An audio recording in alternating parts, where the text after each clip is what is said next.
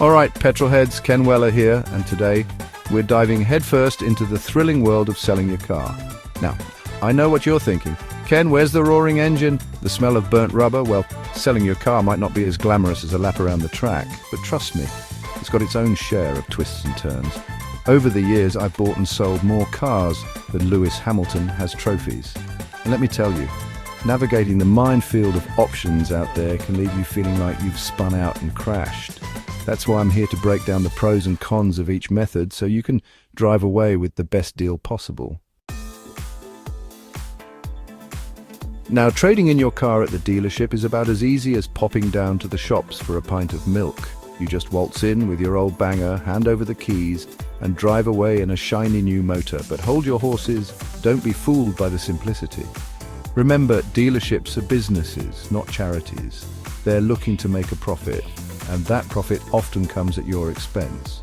See, when you trade in your car, you're essentially giving the dealer two bites at the cherry. They'll offer you a trade-in value, which is always going to be lower than what your car is actually worth. Why?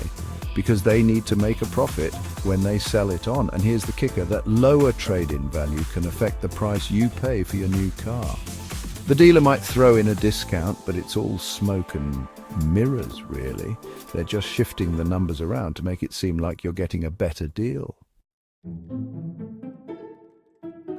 Now, let's talk about those we buy any car types. They make it sound so simple, don't they?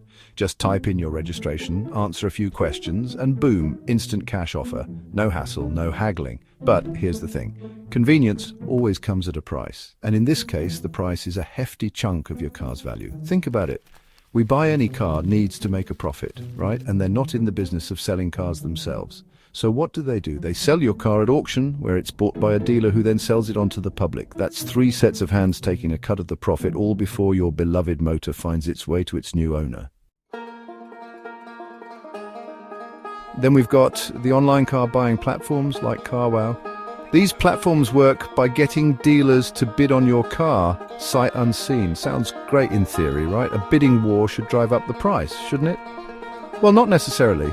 Remember, dealers are still looking to make a profit, and because they haven't actually seen your car in person, they're going to factor in a risk premium into their bids. Plus, you're still missing out on the potential profit that comes from selling directly to a private buyer. And let's not forget the dreaded inspection. If your car doesn't live up to the description you've provided, that initial offer is going to plummet faster than a Ferrari on a wet track. Now, I'm not going to sugarcoat it. Selling your car privately is a right royal pain in the backside. It's time-consuming, it's stressful, and you'll probably encounter more tire kickers and time wasters than you can shake a dipstick at. But here's the thing. If you're willing to put in the effort, selling privately is the best way to get the most money for your car. You're cutting out the middlemen, so you get to keep all the profit for yourself.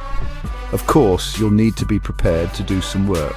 You'll need to advertise your car, deal with inquiries, arrange viewings, and haggle with potential buyers.